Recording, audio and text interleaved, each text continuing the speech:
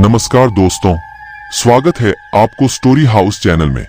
दोस्तों, आज की इस वीडियो में आज हम आपको बताएंगे राजस्थान की एक भूतिया हवेली के बारे में। दोस्तों, यह हवेली राजा महाराजा के समय में बनाई हुई थी, लेकिन पिछले 18 सालों से इस हवेली में आज तक कोई भी रहने के लिए नहीं आया है। इच्छा होने पर भी इस हवेली में कोई भी नहीं रह पा रहा था, क्योंकि लोगों का कहना थी कि इस हवेली में भूत प्रेत का साया है। जब अजीत सिंह को इस हवेली के बारे में पता चला तो उसने तय किया कि वो इस रहस्य को जानकर ही रहेगा, क्यों लोग इस हवेली में नहीं रह पा रहे हैं। उसने मजबूत इच्छा शक्ति से हवेली में रहने की पूरी तैयारी कर ली। जब उसने हवेली के अंदर जाने के लिए पैर आगे बढ़ाए तो दरवाजे पे किसी अनजान व्यक्ति ने उसे रोक लिया और नजदीक जाके बोले, कौन हो आप और किधर जा रहे हो? अजीत सिंह ने जवाब देने के बजाय उसने सामने सवाल किया, जी आप कौन?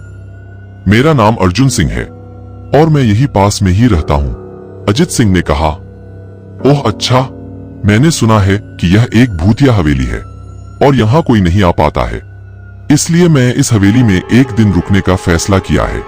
अर्जुन सिंह ने कहा, जी हाँ, आपने सही सुना है और आप भी अंदर मत जाइए। मेरी माने तो आप भी वापस लौट जाइए, यहाँ बहुत खतरा है। यह सुनकर अजीत सिंह खुश हो गया, जैसे उन्हें कोई लॉटरी लग गई हो।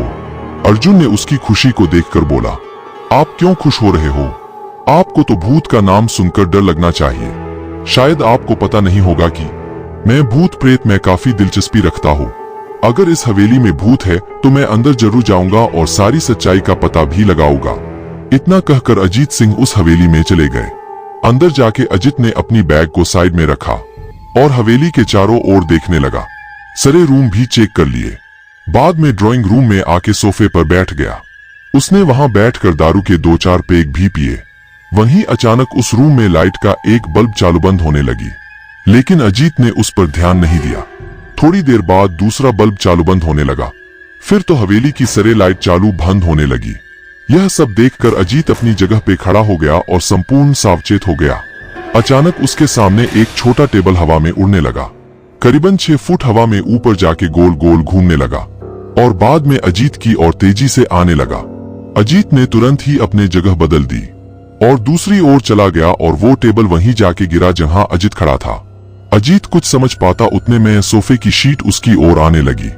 वो जल्द खड़ा हो गया और छलांग लगा के दूसरी ओर कूद गया, जिसके कारण सोफा दीवार को टकराया और अजीत बच गया। अचानक सब कुछ शांत हो गया। अजीत ने चारों ओर सतर्कता से देखा और बड़ी आवाज में बोला, तुम जो भी हो सामने आकर के बात करो। वहीं एक बड़ी परछाई उसके सामने आई।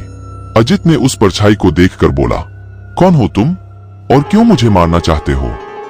परछाई ने बोला, तुम्हारी भूल के कारण। अजीत ने बोला, मेरी भूल? मैंने कौन सी भूल की? परछाई ने बोला, इस हवेली में आने की भूल।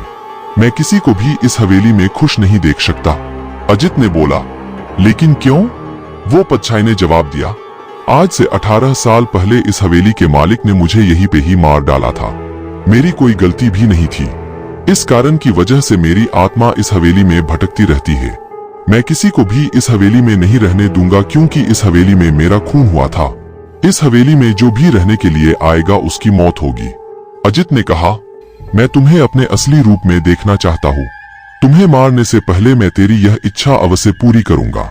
और उस परछाई ने एक भयानक दरमियाना रूप ले लिया। उसका चेहरा इतना भयानक था कि अजीत भी एक क्षण के लिए डर गया था, लेकिन दूसरी ही क्षण में उसने अपने आप पर काबू पा लिया।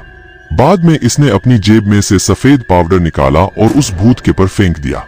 भूत के पर पाउडर पड़ते ही वो जलने लग गया। बड़ी बड़ी ज्वाला उठने लगी।